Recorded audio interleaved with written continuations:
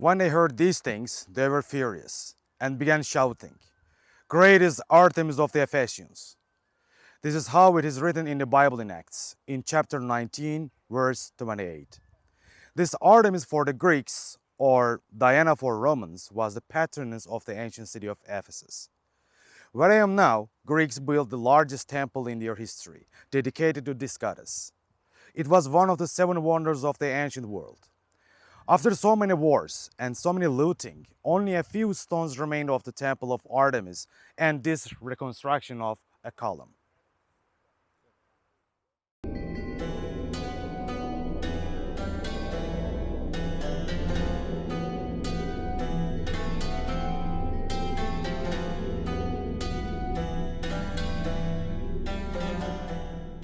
Hi, I am Serjan. In this documentary about the seven churches of the Apocalypse, we will travel through the biblical history and geography. We also see the current situation of biblical places. Today, in this episode, we visit Ephesus, the first church of the Apocalypse and the capital of Asia.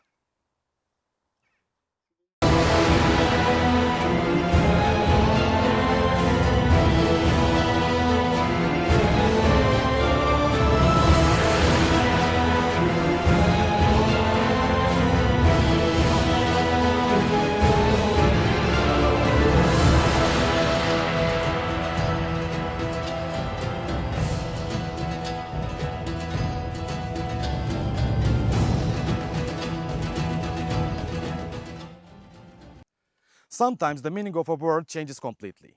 Ephesus was the capital of Asia. But Asia of the Bible and Asia that we know today are two different places. In the Bible, the name of Asia appears more than 20 times. Some examples: in Acts chapter 19, verse 10 is written like this: "And this continued for 2 years, so that all who dwelt in Asia, Jews and Greeks, heard the word of the Lord Jesus." Another example, in the Apocalypse chapter 1, verse 4 is written like this: "John to the seven churches that are in Asia." Asia for us, for the people of the 21st century, is the name of the largest continent in the world, where there are Japan, China, most of Russia, Iran, Pakistan, etc. But the Asia of the Bible, that is, the Asia of that time, the 1st century AD, was a Roman province that was exactly in the west of present-day Turkey. And Ephesus was the capital of this province.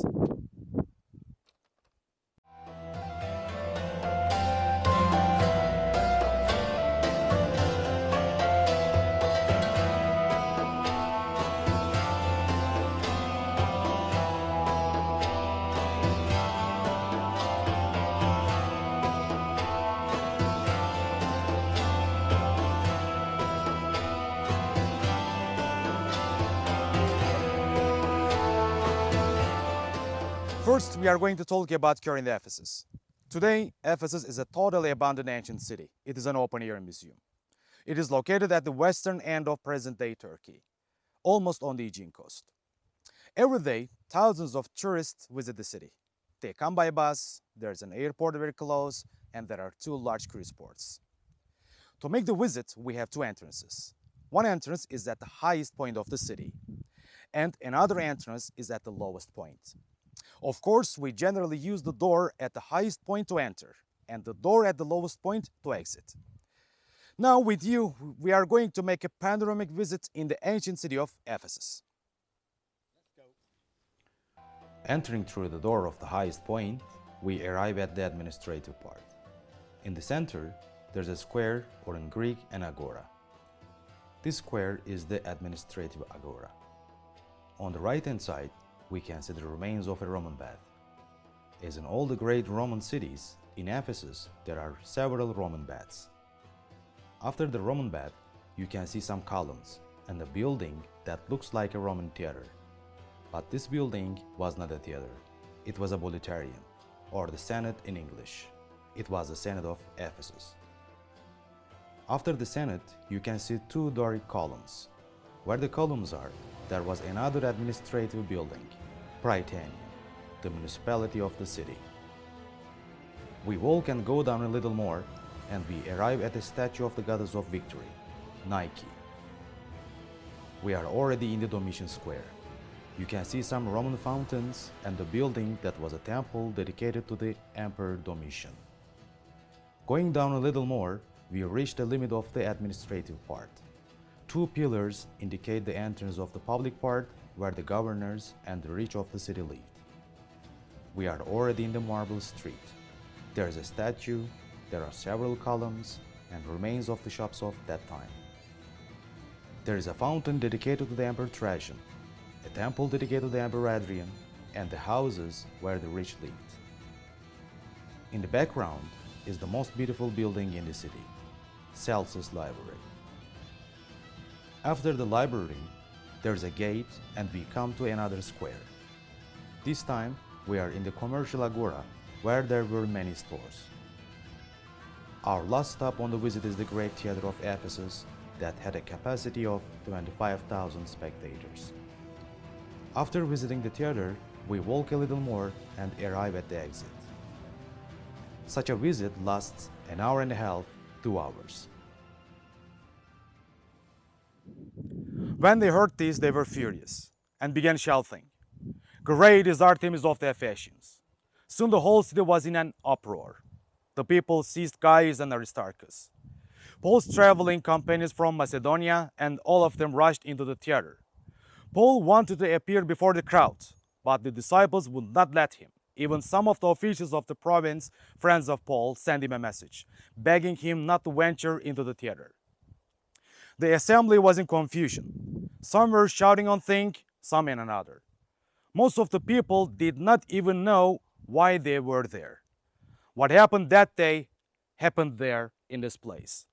Now we are in front of the great theater of Ephesus. The theater is really big. It has a capacity of 25,000 spectators.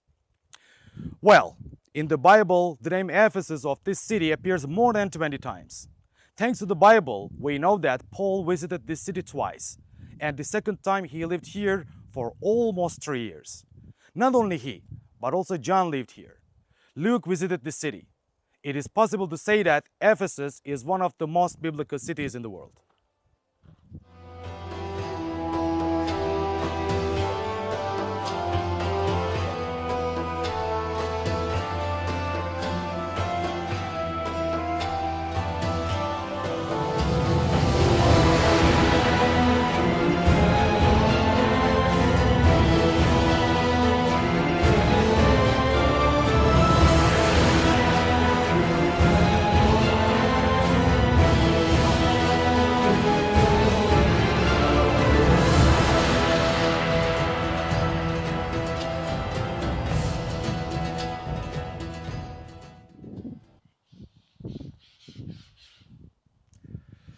The last book of the Bible is the Apocalypse. In the Apocalypse, in the letter written for the church of Ephesus, in chapter 2, verse 7, it is written like this: "Whoever has ears, let them hear what the Spirit says to the churches. To the one who is victorious, I will give the right to eat from the tree of life, which is in the paradise of God." Well, my visit to Ephesus ends now, but my journey in biblical history and geography continues. The next stop is Smyrna. See you soon.